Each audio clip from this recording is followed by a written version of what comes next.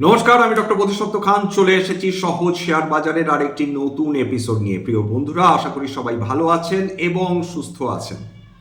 আচ্ছা, ভাবুন তো যে 1 মাস হয়ে গেল ইরান আমেরিকার যুদ্ধ চলছে, তেলের দাম কমেছে। যুদ্ধ শুরু হওয়ার পরই ব্রেন্ট ক্রুড $120 প্রতি ব্যারেলে চলে গিয়েছিল এবং যুদ্ধ 1 মাস অতিক্রান্ত হওয়ার পরেও ব্রেন্ট ক্রুড সেই $120 প্রতি ব্যারেলের কাছাকাছি দাঁড়িয়ে আছে। কোনো পরিবর্তন এসেছে কি? স্ট্রেট অফ হরমুজ খুলে গেছে কি? ইরান যুদ্ধের কারণে সমুদ্রের তলায় যে মাইনগুলো বিছিয়ে রেখেছিল সেইগুলোকে সরিয়ে ফেলেছে কি? হ্যাঁ, যুদ্ধ আপেক্ষিকভাবে বন্ধ হয়ে রয়েছে বটে, গোলাগুলি চলছে না বটে, কিন্তু অর্থনৈতিক যুদ্ধ তুঙ্গে রয়েছে। দুপক্ষই ব্লকেট করে বসে রয়েছে। স্ট্রেট অফ হরমুজ করে রেখেছে ইরান এবং স্ট্রেট অফ হরমুজে বাইরে আমেরিকা তার 3টে যুদ্ধ জাহাজের মাধ্যমে তারাও একটি ব্লকেট করে রেখেছে যাতে ইরানের কোনো তেলবাহী জাহাজ সেখান থেকে পাস না করতে পারে। যে ইউনাইটেড আরব এমিরেটস, তারা ওপেক প্লাস দেশগুলোর বাইরে বেরিয়ে চলে এসেছে। তারা বলেছে এইভাবে চলে না, এটা একটা কার্টেল, এই কার্টেলের অন্তর্গত হয়ে থাকা মানে আমাদের আন্ডার প্রোডাকশন, আমাদের তেলগুলো সমস্ত খরচ করে ফেলতে হবে, নতুবা 30 বছর পর আমরা এই তেল বিক্রি করতে পারবো না, কারণ সেখানে ইলেকট্রিক ভেহিকেল, রিনিউয়েবল এনার্জি চলে আসবে। আমাদের বহু বিলিয়ন ডলারের ক্ষতি ইতিমধ্যেই হয়ে চলেছে। এস্টিমেট অনুযায়ী ইউনাইটেড আরব এমিরেটস প্রত্যেক বছর কম তেল বিক্রি করার দৌলতে প্রায় $50 বিলিয়ন করে তাদের ক্ষতি হয়ে চলেছে। এর ফলে বলা হচ্ছে বটে ভারতবর্ষ সবচেয়ে বেশি উপকৃত হবে, কারণ ইউনাইটেড আরব এমিরেটস তাদেরকে একটি ডিসকাউন্টে তেল দিতে পারে, কিন্তু এখনো তো সেটা দিচ্ছে না। উপরন্তু $120 প্রতি ব্যারেল তেল ভারতবর্ষের অর্থনীতি সহ্য করতে পারবে না, ঘা খেতে বাধ্য। যার একটি ছোট্ট নমুনা আপনারা অলরেডি দেখে ফেলেছেন। সেটা কমার্শিয়াল গ্যাসের প্রত্যেকটা সিলিন্ডার, 19 কিলো সিলিন্ডারের $993 তার দাম বৃদ্ধি হয়ে গিয়েছে। এই বিখ্যাত উক্তি, এটা তো কেবল ট্রেলার। এরপর সামনের আরো কিছু ভয়ানক অপেক্ষা করছে এবং তার জন্যে রকেট সায়েন্টিস্ট হওয়ার প্রয়োজন নেই, তো সেই রকম তীক্ষ্ণ বুদ্ধিরও প্রয়োজন নেই। আমাদের মোটা দাগের বুদ্ধি দিয়ে আমরা যেটা বুঝতে পারছি, গোটা বিশ্ব জুড়ে অর্থনীতিগুলো তছনছ হতে চলেছে এবং তার কারণ ডোনাল্ড ট্রাম্পের এই অর্বাচীনতার ফলে আজকের আমরা এই জায়গায় এসে পৌঁছেছি। আন্তর্জাতিক বাজারে যদি $70 প্রতি ব্যারেল ব্রেন্ট ক্রুড $120 প্রতি ব্যারেলে পৌঁছাতে পারে মাত্র 1 মাসের মধ্যে, ভারতবর্ষের পক্ষে সেই ধাক্কা সহ্য করা মুশকিল। এবং আমরা যেন অপেক্ষাই করে রয়েছি যে আমাদের সাধারণ মানুষের জন্য তেলের দাম, পেট্রোল ডিজেলের দাম কবে বাড়বে এ ব্যাপারে কোনো সন্দেহ নেই। বিভিন্ন তেল কোম্পানিগুলো এটা ছাড়া মাঠে মারা পড়বে। সুতরাং তেলের দাম বৃদ্ধি হবে, গ্যাসের দাম তো বৃদ্ধি হবেই। এই যে তেল এবং গ্যাসের দাম বৃদ্ধি হবে, সেটার জন্য তো ক্ষতি হয়েই চলেছে। কোন সেক্টরগুলো ক্ষতির মুখোমুখি? প্রথমেই যেগুলো কাটা পড়েছে অলরেডি, তার মধ্যে পেন্টস রয়েছে, তার মধ্যে টায়ার্স রয়েছে, তার মধ্যে অটো কোম্পানিজ রয়েছে। তার পরবর্তী ধাক্কা ফার্টিলাইজার্স, যারা প্রাকৃতিক গ্যাসের উপর নির্ভর করে চলে, সেমিকন্ডাক্টরস, যারা হিলিয়ামের উপর ডিপেন্ড করে চলে, সেরামিক্স, স্টিল, টাইলস, তারা ধাক্কা খেয়েছে। কিন্তু এর যে ব্রডার ইম্প্যাক্ট সেটা তখন শুরু হবে যখন পেট্রোল এবং ডিজেলের দাম বৃদ্ধি হবে। পেট্রোল এবং ডিজেলের দাম যখনই বৃদ্ধি হয়, প্রথম যে ধাক্কাটা আসে সেটা হচ্ছে পরিবহনের ওপর, লজিস্টিক্সের ওপর। অর্থাৎ ধরে নিন যে কোথাও চিপস তৈরি হচ্ছে, সেই চিপসের প্যাকেট ধরুন গুজরাটে হচ্ছে, সেটা যদি পশ্চিম বাংলায় আনতে হয় তার জন্য খরচ রয়েছে কয়েক হাজার কিলোমিটার পাড়ি দিতে হবে। এই যে পাড়ি দেওয়ার খরচ, পেট্রোল ডিজেলের দাম বৃদ্ধি পেলে এই খরচ, পাড়ি দেওয়ার খরচও বৃদ্ধি পাবে এবং তার যেটা প্রভাব পড়বে বিভিন্ন পণ্যগুলোর ওপর, অর্থাৎ চিপসের প্যাকেটের ওপর। বিভিন্ন কোম্পানি, ধরুন ফাস্ট মুভিং কনজিউমার গুডস, তারা যেটা করতে পারে, দাম হয়তো বাড়ালো না, কোয়ান্টিটিটা কমিয়ে দিল। প্যাকেট, চকলেটের প্যাকেট আরো ছোট হতে শুরু করলো, চিপসের প্যাকেট আরো ছোট হতে শুরু করলো, অথবা তারা এক লফতে দাম বাড়িয়ে দিল। এই পরিবহন খরচ যদি বাড়ে, সমস্ত পণ্যের দাম বাড়তে বাধ্য। ফাস্ট মুভিং কনজিউমার গুডস বলুন, কনজিউমার ডিউরেবলস বলুন, কনজিউমার নন ডিউরেবলস বলুন, প্রত্যেকটা জিনিসের দাম বাড়বে। তখনই এরকম ইনফ্লেশনারি কন্ডিশন তৈরি হবে, তখন নিশ্চিন্ত থাকুন যে রিজার্ভ ব্যাংক অফ ইন্ডিয়া তারা ইন্টারভিন করতে বাধ্য থাকবেন, অর্থাৎ তাদের টাকার ফ্লো অর্থনীতিতে তারা কাট অফ করতে বাধ্য হবেন, কারণ যত অর্থনীতিতে টাকার স্রোত বেশি হবে তত ইনফ্লেশনারি কন্ডিশন বৃদ্ধি হবে। সুতরাং রিজার্ভ ব্যাংক অফ ইন্ডিয়া একটা বড় ইনফ্লেশনারি কন্ডিশনে তারা যেটা করে থাকেন, তারা রেপো রেট বাড়িয়ে থাকেন, অর্থাৎ ঋণের সুদের হার বৃদ্ধি করে ফেলেন। একের পর এক ফিনান্সিয়াল সেক্টরস ক্ষতিগ্রস্ত হতে শুরু করে, banking, non banking financial companies, housing finance company, সমস্ত যারা লোন দিয়ে থাকে।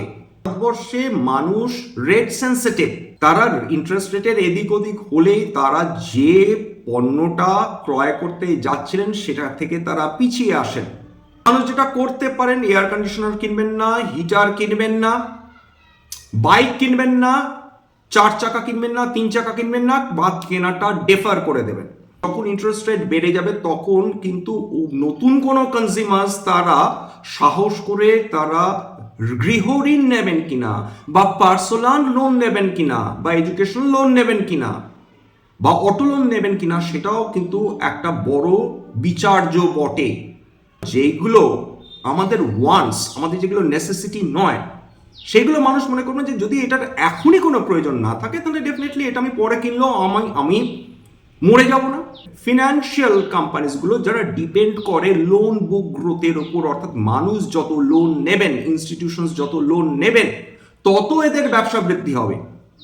সেক্ষেত্রে মানুষ যদি লোন নেওয়াই বন্ধ করে দেন বা লোন নেওয়া কমিয়ে দেন, প্রফিটেবিলিটি ডেফিনেটলি হ্যাম্পার্ড হবে, রেভিনিউ স্ট্রিম এফেক্টেড হবে। বিভিন্ন ব্যাংকিং, নন ব্যাংকিং ফিনান্সিয়াল কোম্পানিজগুলো বা হাউসিং ফিনান্স কোম্পানিজগুলো প্রফিটেবিলিটি কমে গেলে স্বাভাবিকভাবে তার প্রভাব কোথায় পড়বে? শেয়ার বাজারে পড়বে, বিভিন্ন ফিনান্সিয়াল কোম্পানিজগুলোর উপর পড়বে। কনজিউমার্সরা অতীতে কি হলো বা যারা বিনিয়োগকারী অতীতে কি হলো তার সেটা নিয়ে খুব একটা বেশি মাতামাতি করেন না। অ্যাস্টিউট ইনভেস্টার্স যারা, তারা ভাবেন যে ভাই ভবিষ্যতে কোয়ার্টার অন কোয়ার্টার তারা কিরকম গ্রোথ দেখাতে পারে। যদি এরকম একটা ইনফ্লেশনারি কন্ডিশন তৈরি হয়, যদি জিডিপি তেলের দামের কারণে যদি কমে যায়, তখন এই বিনিয়োগকারীরা পিছিয়ে আসবেন, শেয়ার বাজারে ভোলাটিলিটি বৃদ্ধি হবে, ফিনান্সিয়াল কোম্পানিজগুলোর ব্যাপারে কনজিউমার্সরা বা বিনিয়োগকারীরা অতিরিক্ত সতর্ক হয়ে যাবেন। তার প্রভাব ডেফিনেটলি ফিনান্স বা নন ব্যাংকিং ফিনান্সিয়াল কোম্পানিজগুলোর উপর পড়বে। অটোর ক্ষেত্রে মানুষ কখন গাড়ি ঘোড়া কেনেন বলুন তো? যখন তার রোজগার বৃদ্ধি হচ্ছে। বা আতঙ্কের বিষয় বলুন, যে বিগত 4 থেকে 5 বছরে যেটা দেখানো হচ্ছে, তথ্য যেটা বলছে, ন্যাসকমের মতন যে সংস্থাগুলো রয়েছে তারা যেটা দেখাচ্ছে যে ভারতের মধ্যবিত্ত বিশ্বের বিভিন্ন দেশের মধ্যবিত্তের তুলনায় সবচেয়ে বেশি ঋণগ্রস্ত। তাদের রোজগার বিগত 5 বছরে 4 থেকে 5% কমেছে। তারা যতখানি সামর্থ্য তার থেকে অনেক বেশি ঋণ নিয়ে বসে রয়েছে, ইএমআই নিয়ে বসে রয়েছে। তাদের সামর্থ্য থাকুক বা না থাকুক, মানুষ পাগলের মতন গিয়ে আইফোন কিনছে ইএমআই এর মাধ্যমে, এয়ার কন্ডিশনিং কিনছেন ইএমআই এর মাধ্যমে, ওয়াশিং মেশিন কিনছেন ইএমআই এর মাধ্যমে। অটো এখন যথেচ্ছাচার মানুষ করতেই পারবেন না, মানুষ করতে চাইবেনও না। তারা ইএমআই দিয়ে, ধরুন আগে পেট্রোল গাড়ি কিনতেন বা ডিজেল গাড়ি কিনতেন, এখন গিয়ে ইলেকট্রিক ভেহিকলস কিনছেন, এবং তাদের যেটা ক্ষমতা তার থেকে অনেক বেশি টাকা দিয়ে তারা এই ধরনের গাড়ি কিনে নিয়ে আসছেন, ভবিষ্যতের কথা ভাবছেনই না, যেটা দারুণভাবে চিন্তার বিষয় তো বটেই। এর আগে কোভিড পরবর্তী সময় ফিউচার্স অ্যান্ড অপশনস নিয়ে দারুণ বাড়াবাড়ি শুরু করেছিলেন বেশ কিছু মানুষ। তারা না কোনো টেকনিক্যাল অ্যানালিসিস জানেন, না কোনো তাদের শেখার ইচ্ছা ছিল, কেবলমাত্র চট করে বড় লোক হয়ে যাবার লোভে তারা বিপুল পরিমাণ অর্থ তারা ফিউচার্স অ্যান্ড অপশনসে লাগিয়ে দেন, এবং পরবর্তী সময়ে তাদের যে বিপুল ক্ষতি হয়েছে, এস্টিমেটেড 40 থেকে 50 বিলিয়ন ডলারের যে ক্ষতিটা হয়েছে, সেটা সবাই চুপ করে বসে আছেন, সেটা প্রকাশ করেননি। এবং সেবির নিজস্ব তথ্য অনুযায়ী, নিজস্ব রেকর্ড অনুযায়ী, প্রত্যেকটি মানুষ গড়ে যে যত টাকা ইনভেস্ট করুক না কেন, কেউ কম করেছেন কেউ বেশি করেছেন, অন্তত 1 লক্ষ টাকা তারা ক্ষতি করেছেন নিজেদের সারা বছরের জন্য কেবলমাত্র ফিউচার্স অ্যান্ড অপশনসে ইনভেস্ট করতে গিয়ে। হ্যাঁ, এটা কোনো রিকমেন্ডেশন না, একবারের জন্য আমি বলছি না যে ফিউচার্স অ্যান্ড অপশনসে ইনভেস্ট করবেন না বা টাকা লাগবে না, সেটা সম্পূর্ণ আপনার উপর। বাই সেল রিকমেন্ডেশন তো কোনোভাবেই না, কেবলমাত্র আপনাদের সামনে তথ্য তুলে ধরেছি যে এক্স্যাক্টলি কিভাবে ফিউচার্স অ্যান্ড অপশনস করতে গিয়ে বাঙালি মধ্যবিত্ত মার খেয়েছেন। 100 জনের মধ্যে 95 জন মানুষ তারা প্রত্যেক বছর হিউজ লস করছেন ফিউচার্স অ্যান্ড অপশনসে, এবং যে 5 জন তারা লাভ করছেন, এক বছরে তারা পরবর্তী কোনো না কোনো বছরে গিয়ে যেটুকু লাভ তারা করেছিলেন সেটুকু তারা লস করে যাচ্ছেন। তাহলে এরকম একটা পরিস্থিতিতে যখন মধ্যবিত্ত তারা যা রোজগার করছেন তার থেকে বেশি ঋণ নিচ্ছেন, তাদের রোজগার বিগত 4 থেকে 5 বছরে যখন বৃদ্ধি হচ্ছে না, এবং তারা ফিউচার্স অ্যান্ড অপশনসে তারা টাকা লাগাতে যাচ্ছেন উইদাউট এনি টেকনিক্যাল নলেজ, গোটা ব্যাপারটা কেওটিক নয়, এক্সপ্লোসিভ, যে কোনো ঘর ভাঙার জন্য যথেষ্ট। এইগুলো সাবধান থাকতে হবে। বর্তমানে যে মার্কেটটা দেখছেন, কোনোভাবে আপনাদের মনে হচ্ছে যে মার্কেট রেজিলিয়েন্ট? উত্তর হচ্ছে না, মার্কেট রেজিলিয়েন্ট নয়। মার্কেট কেবল আশায় আশায় ভেসে রয়েছে। কেন জানেন? কারণ আমেরিকার market life high, standard and poor life high, সর্বকালীন উচ্চতা ছুঁয়ে গেছে বিগতকাল। ন্যাসডাক তারা সর্বকালীন উচ্চতা ছুঁয়ে গেছে বিগতকাল। আমেরিকার এত অর্থ রয়েছে যে তারা ইরানে $50 বিলিয়ন যুদ্ধে খরচ করে ফেললেও তাদের গায়ে ফোসকাটি অবধি পড়বে না। তারা সেটা অ্যাফোর্ড করতে পারে, কিন্তু ভারতবর্ষ সেটা পারে না। ভারতবর্ষের সাধারণ মানুষ সেটা পারবেন না। তেলের দাম, গ্যাসের দাম বৃদ্ধি পেলে আগে তো যেগুলো সরাসরি অয়েল গ্যাস রিলেটেড কোম্পানিজগুলো রয়েছে সেগুলো তো ঘা খেয়েইছে, এইবার ফিনান্সিয়ালসগুলো ঘা খেলো, তারপর ঘা খাবে কনজাম্পশন। সরকার যদি হাত গুটিয়ে নেয় ম্যানুফ্যাকচারিং সেক্টরে, নানা ধরনের ম্যানুফ্যাকচারিং রয়েছে, তার মধ্যে ডেফিনেটলি রিনিউয়েবল এনার্জি রয়েছে, তার মধ্যে ডেফিনেটলি ডিফেন্স রয়েছে, তার মধ্যে ডেফিনেটলি সেমিকন্ডাক্টরস রয়েছে, তার মধ্যে definitely battery energy storage system রয়েছে। চারটে ব্রাইটেস্ট স্পট, এই চারটে সেক্টরে যদি সরকার ইনভেস্টমেন্ট করতে না পারেন সামনের কয়েক বছরে, যদি ক্যাপিটাল এক্সপেন্ডিচার না করতে পারে, তাহলে এই সেক্টরগুলোও যদি ঘা খায়, সেটা কি দারুণ অস্বাভাবিক হবে? উত্তর হচ্ছে না। সুতরাং তৈরি থাকুন, শক্ত করে নিজের বেল্ট বেঁধে রাখুন। বাজারে ভোলেটিলিটি চলবে, এটা অস্বীকার করে লাভ নেই। তেলের দাম না কমলে, তেলের দাম $80 নিচে কনসিস্টেন্টলি ট্রেড না করলে ভারতবর্ষের মার্কেট স্বাভাবিক অবস্থায় কিভাবে ফিরবে? ডাউ জোন্স লাইফ হাই চলে গেছে, হতেই পারে সোমবার আমাদের মার্কেট পজিটিভলি রিয়াক্ট করলো, করতে পারে, কিন্তু সেটা তো সাময়িক। সার্বিকভাবে ম্যাক্রো ইকোনমিক কন্ডিশন যদি সাংঘাতিক খারাপ হয়ে থাকে, তাহলে কিন্তু আমাদের দুবার ভাবা উচিত, আমাদের বারবার ফোকাস করা উচিত, যে কন্টেম্পোরারি নিউজগুলো রয়েছে সেটার উপর ফোকাস করা উচিত। মধ্যপ্রাচ্যে যেটা ঘটছে সেটা আমাদের জন্য কাম্য নয়। তেলের দামকে কমতেই হবে। ইনফ্লেশনকে রোখার জন্য তেলের দাম কমা ছাড়া আমাদের হাতে এই মুহূর্তে কোনো অপশন আছে কি? উত্তর হচ্ছে না।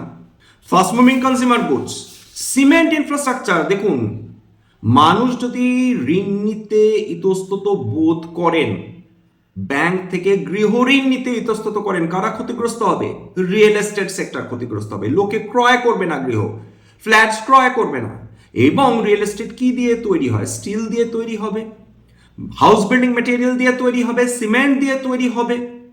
সেই জায়গাটাতে সিমেন্ট ইনফ্রাস্ট্রাকচার ডেভেলপমেন্ট যদি ক্ষতিগ্রস্ত হয় ইনফ্লেশন জনিত কারণে, সেটাও কি অবাক হওয়ার মতন কোনো ঘটনা ঘটবে? উত্তর হচ্ছে না। বিশেষ করে ম্যাক্রো ইম্প্যাক্ট এত সাংঘাতিক হতে পারে যেটা আমরা কল্পনাতেও আনতে পারছি না বর্তমানে। ইনফ্লেশন সমস্ত সেক্টর ইম্প্যাক্টেড, সমস্ত। টাকা ক্রমাগত দুর্বল হয়ে চলেছে। ইম্পোর্ট ওরিয়েন্টেড যে কোম্পানিজগুলো বা সেক্টরসগুলো, তারা এফেক্টেড হতে চলেছে। কনজাম্পশন ফেস্ট যে সেক্টরসগুলো, তারা এফেক্টেড হতে চলেছে। ওভারঅল মার্কেট সেন্টিমেন্ট ক্রমাগত দুর্বল হয়ে চলবে। যতদিন হাই ইনফ্লেশন থাকবে, যতদিন বর্ধিত তেলের দাম থাকবে, আমরা সাফার করব। কারণ দুর্ভাগ্যজনক ভাবে আমাদের 85% তেলই আসে বিদেশ থেকে। এই ডিপেন্ডেন্স হয়তো আজকের কমবে না, কিন্তু সেটা বহু দেরি, আজ থেকে 20 বছর 30 বছর পর যদি আমাদের ডিপেন্ডেন্স কমে যায়, সেটা খুব ভালো পরবর্তী জেনারেশনের জন্য। কিন্তু বর্তমানে আমরা যে সাফার করছি এই ব্যাপারে তো কোনো সন্দেহ নেই। স্ট্যান্ডার্ড ডিসক্লোজার সেই অর্থে কোনো কোম্পানি নিয়ে আলোচনা করিনি, সুতরাং সেখানে ডিসক্লোজার দেওয়ার কোনো কোনো ব্যাপার নেই, ডিসক্লেমার, এটা কেবলমাত্র একটা এডুকেশন চ্যানেল। বাঙালি বিনিয়োগকারীদের ইনভেস্ট অ্যাওয়ারনেস বৃদ্ধির জন্য এখানে কোনো ধরনের কোনো শেয়ারের buy sell recommendation, suggestion, advice এমনকি ইনফ্লুয়েন্স করার প্রচেষ্টা নেই। আমার কথা শুনে যদি কোনো অ্যাসেট বা কোনো শেয়ারে বাই সেল সিদ্ধান্ত নেন, ক্ষতির মুখোমুখি হতে পারেন। সুতরাং সবসময় একজন সেবি রেজিস্টার্ড ইনভেস্টমেন্ট অ্যাডভাইজারের পরামর্শ নেওয়ার চেষ্টা করবেন বা নিজের ডিউ ডিলিজেন্স করবেন, সেক্ষেত্রে আপনারা উপকৃত হলেও হতে পারেন। সবশেষে যেটা বলি, যদি এই ধরনের এপিসোড আপনাদের ভালো লাগে প্লিজ একটা লাইক দেবেন, প্লিজ সাবস্ক্রাইব করবেন, এবং যদি সত্যি মনে হয় আমার বাঙালি ভাই বোনদের জীবনে একটুখানি ভ্যালু অ্যাড করতে পেরেছি, প্লিজ নিজের গ্রুপে শেয়ার করে দেওয়ার চেষ্টা করবেন। আজকের জন্য নমস্কার।